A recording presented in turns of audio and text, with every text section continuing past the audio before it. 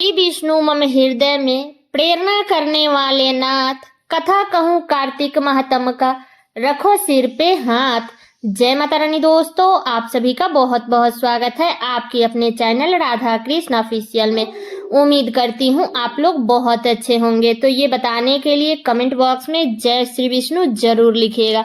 चलिए दोस्तों, आज आप सुनेंगे कार्तिक महात्म का 19वां अध्याय। तो आप लोग कथा पूरा जरूर सुनिएगा और कथा सुनने के बाद में वीडियो को लाइक और चैनल को सब्सक्राइब जरूर कर दीजिएगा, क्योंकि आपके एक लाइक से मुझे बहुत ही हिम्मत और बहुत ही प्रेरणा मिलती है। इसलिए वीडियो को लाइक आप लोग जरूर कर दीजिएगा।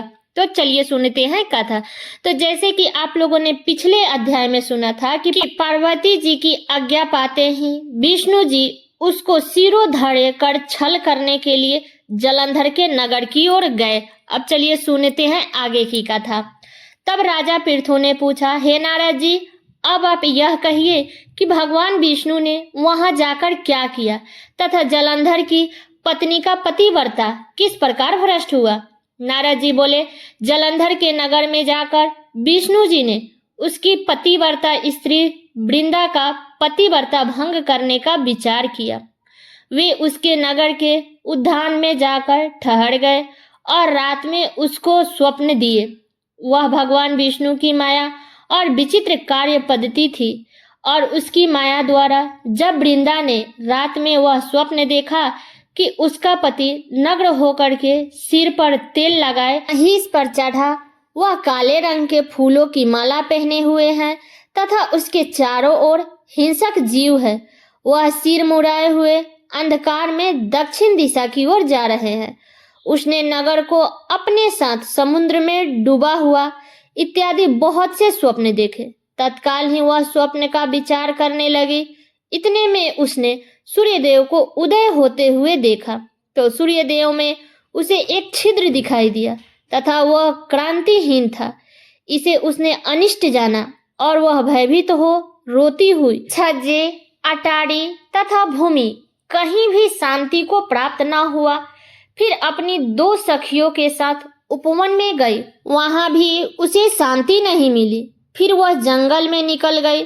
वहां उसने सिंह के समान 2 भयंकर राक्षसों को देखा, जिससे वह भयभीत हो भागने लगी। तब उसी क्षण उसके समक्ष अपने शिष्यों सहित शांत मौनी तपस्या वहां आ गया। भयभीत वृंदा उसके गले में अपना हाथ डाल उससे रक्षा की याचना करने लगी। मुनि ने अपनी एक ही हुंकार से उन राक्षसों को भगा दिया। वृंदा को आश्चर्य हुआ तथा वह भय से मुक्त हो मुनिनाथ को हाथ जोड़कर प्रणाम करने लगी। फिर उसने मुनि से अपने पति के संबंध में उसकी कुशल क्षेम का प्रश्न किया। उस समय 2 बानर मुनि के समक्ष आकर हाथ जोड़ खड़े हो गए, और ज्यों ही मुनि ने भ्रुकुटी संकेत किया, त्यों ही वो उड़कर आकाश मार्ग से चले गए। फिर जलंधर का सिर और धड़ लिए मुनि के आगे आ गए। तब अपने पति को मृत्यु हुआ जान वृंदा मूर्छित हो पृथ्वी पर गिर पड़ी और अनेक प्रकार से दारुण विलाप करने लगी। कुछ पश्चात वृंदा ने उस मुनि से कहा, हे कृपा निधि, आप मेरे इस पति को जीवित कर दीजिए। पतिव्रता दैत्य पत्नी ऐसा कह करके दुखी श्रव को छोड़कर मुनेश्वर के चरण पर गिर पड़ी। तब मुनेश्वर ने कहा, यह शिव जी द्वारा युद्ध में मारा गया है, जीवित नहीं हो सकता, क्योंकि जिसे भगवान शिव मार देते हैं वो कभी जीवित नहीं हो सकता। परंतु शरणागत की रक्षा करना सनातन धर्म है, इसी कारण कृपा कर मैं इसे जिला देता हूँ।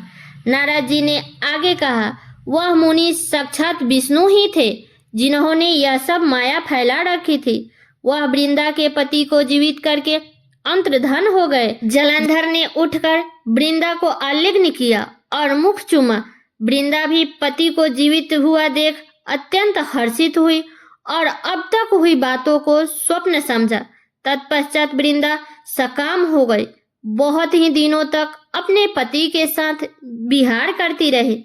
एक बार सूरत एवं संभोग काल के अंत में उन्हीं विष्णु को देखकर उन्हें ताड़ित करती हुई बोली, हे पराई स्त्री से गमन करने वाले विष्णु, शील का अधिकार है। मैंने जान लिया है कि मायावी तपस्वी तुम ही थे। इस प्रकार कहकर कुपित पतिव्रता वृंदा ने अपने तेज को प्रकट करते हुए भगवान विष्णु को श्राप दिया। तुमने माया से 2 राक्षस मुझे दिखाए थे, वही दोनों राक्षस किसी समय तुम्हारी स्त्री का हरण करेंगे। सर्वेश्वर, जो तुम्हारा शिष्य बना है यह भी तुम्हारे साथ ही रहेगा। जब तुम अपनी स्त्री के विरह में दुखी होकर विचारोगे, उस समय वानर ही तुम्हारे सहायता करेंगे। ऐसा कहती हुई पतिव्रता वृंदा अग्नि में प्रवेश कर गई। ब्रह्मा आदि देवता आकाश से उसका प्रवेश देखते रहे। वृंदा के शरीर का तेज पार्वती जी के शरीर में चला गया। पतिव्रता के प्रभाव से वृंदा ने मुक्ति प्राप्त की। तो ये है कार्तिक महात्म्य का 19वां अध्याय। इसके आगे की कथा आप लोग अगले अध्याय में सुनिएगा। तो ये कथा मेरा यहीं तक का था। कैसा लगा ये कथा आप लोग कमेंट करके जरूर बताइएगा।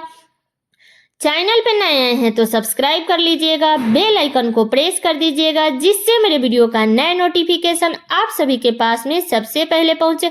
और वीडियो को लाइक कर दीजिएगा, क्योंकि आपके एक लाइक से मुझे बहुत ही मोटिवेट मिलता है। तो वीडियो को लाइक कर दीजिएगा और वीडियो को शेयर कर दीजिएगा, ताकि हर कोई कार्तिक महात्म्य के 19वां अध्याय कथा को सुन सके। तो चलिए दोस्तों, मिलती हूँ अगले वीडियो में किसी नए वीडियो के साथ में। तब तक के लिए नमस्कार।